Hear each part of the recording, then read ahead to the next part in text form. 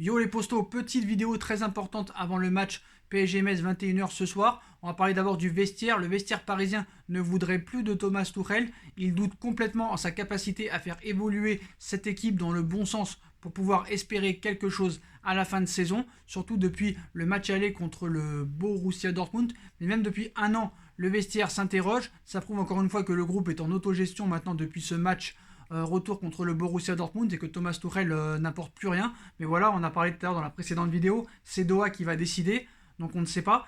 Mais voilà, ainsi que le recrutement qui continue, on sait que Paris cherche en priorité un défenseur central et un milieu de terrain, mais c'est un attaquant qui pourrait très vite arriver. Comme vous le savez, Nainggolan ainsi que Stéphane Acherraoui ont été cités dans des arrivées possibles. Mais voilà, apparemment une autre recrue pourrait arriver très rapidement et un attaquant pourrait arriver très rapidement du côté du Paris Saint-Germain. Vous savez de qui je parle, il y a écrit dans le titre, mais on en reparlera dans quelques minutes. On passe d'abord au vestiaire parisien. Les joueurs doutent de la gestion de Thomas Tuchel. Après 2 défaites consécutives en Ligue 1, le club parisien vacille.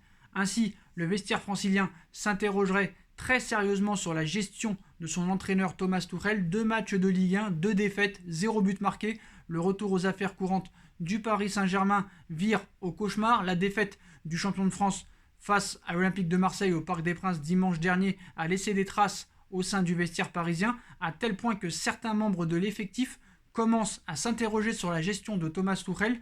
Il faut dire que certains faits de jeu interpellent en coulisses, notamment l'absence de quelconque influence tactique sur le terrain.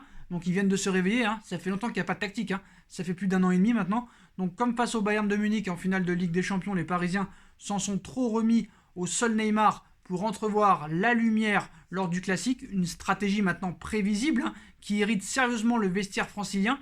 Selon les informations de RMC Sport, les joueurs émettraient de gros doutes sur les choix de leur entraîneur depuis plusieurs semaines. L'utilisation de Marquinhos susciterait une certaine incrédulité chez les intéressés qui espéraient ainsi revoir définitivement leur nouveau capitaine en charnière centrale avec Presnel Kipembe. Donc les choix de Thomas Tuchel interpellent. Malheureusement pour eux, l'international brésilien devrait encore évoluer dans l'entrejeu quand Leonardo aura déniché le successeur de Thiago Silva. Donc outre Marquinhos, le clan français de l'effectif du PSG se plaindrait de la gestion si particulière de Thomas Tuchel envers les Sud-Américains.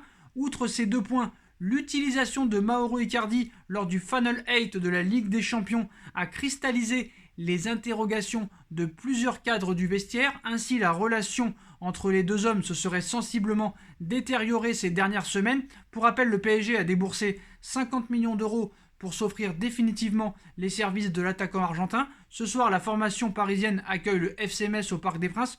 Une nouvelle déconvenue et l'étau commencerait sérieusement à se resserrer autour de Thomas Tuchel. On peut avoir réalisé la meilleure saison dans l'histoire du club et être rapidement propulsé sur le banc des accusés. Mais voilà, c'est comme Raymond Domenech en 2006. Thomas Tuchel, c'est pareil. C'est pas grâce à lui que tu as été en finale de Ligue des Champions. Je vous réinvite à revoir le match contre l'Atalanta Bergame. Pendant 70 minutes de jeu, tu te fais bouffer littéralement. Littéralement. Il n'y a pas que ce match-là. Beaucoup de matchs de Ligue 1 ont été en dessous de tout. Le jeu est en dessous de tout. Ses décisions sont en dessous de tout. Il n'y a aucune tactique, aucun projet de jeu, aucun fond de jeu. Il n'y a rien. Il n'y a aucun pragmatisme, il n'y a aucun charisme, il n'y a aucune autorité, il n'y a aucune innovance, il n'y a aucune gestion, il n'y a rien dans cet entraîneur. Et depuis le match et la défaite contre Rennes lors de la 2e journée de championnat l'année dernière, il se pose des questions. C'est depuis United où il est mort, le gars. Même depuis Guingamp, ce quart de finale de Coupe de la Ligue.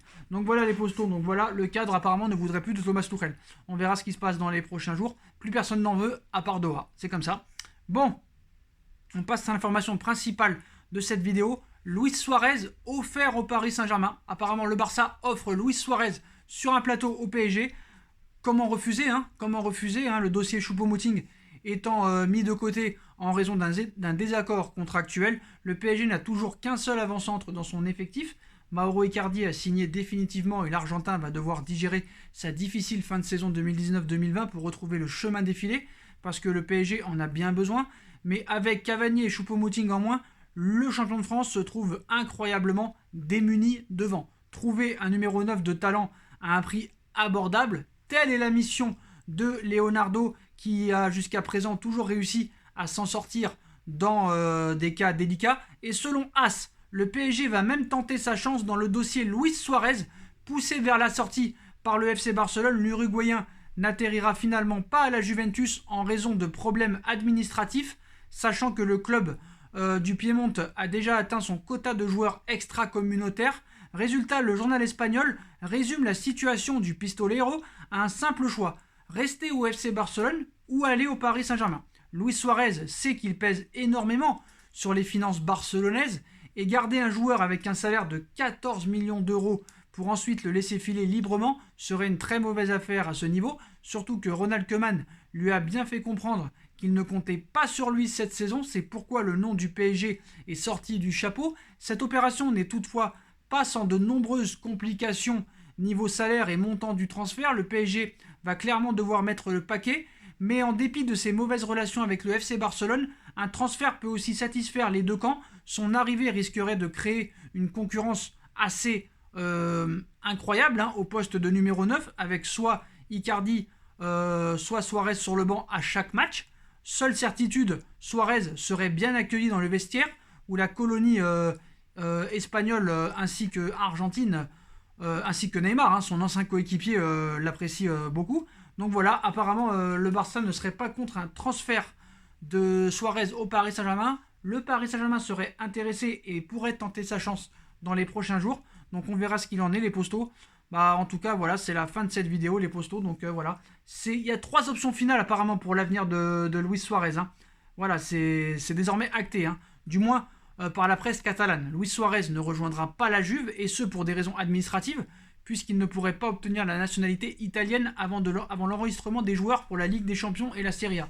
Comme l'explique le quotidien AS, El Pistolero envisage 3 possibilités pour son avenir: rester au Barça, rejoindre l'Atlético ou signer au Paris Saint-Germain. La première option est de plus en plus envisageable et Léo Messi y serait très favorable.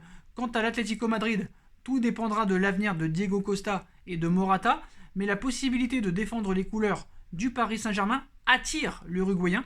Donc voilà, le champion de France l'a déjà sondé à plusieurs reprises, mais l'opération s'annonce compliquée, notamment aussi à cause des antécédents entre les deux clubs, le Barça et le PSG. Donc on verra ce qu'il en est, mais voilà. Apparemment, Luis Suarez serait très, très intéressé à l'intérêt du Paris Saint-Germain, et le Barça pourrait voir d'un très bon oeil un transfert de Suarez au Paris Saint-Germain, et Paris est très intéressé. Donc on verra ce qui va se passer. En tout cas, les postos, dites-moi en commentaire ce que vous en pensez. Je compte sur vous pour bombarder la barre de like. On like, on partage, on commente, on s'abonne. On active la petite cloche pour être tenu au courant des vidéos qui vont sortir. On me rejoint sur mes différents réseaux sociaux, ainsi que à la cagnotte PayPal, qui continue toujours à être en lien en description, pour m'aider à faire cette fameuse formation de monteur, ou payer quelqu'un pour m'aider à le faire, et aussi un petit décor ou changer un petit peu quelque chose. Voilà, vous savez que c'est la Hesse. Donc si vous voulez continuer à participer à cette cagnotte PayPal, le lien est en bas en description. Si vous voulez pas, vous faites comme vous voulez. Vous avez aussi Utip, et n'hésitez pas aussi à vous abonner à ma deuxième chaîne YouTube No Feeling, qui sera en bas en lien en description. Voilà les postos, je vous souhaite à tous un très bon match ce soir PSG-Metz, et on se retrouve après pour le débrief. Tchuss.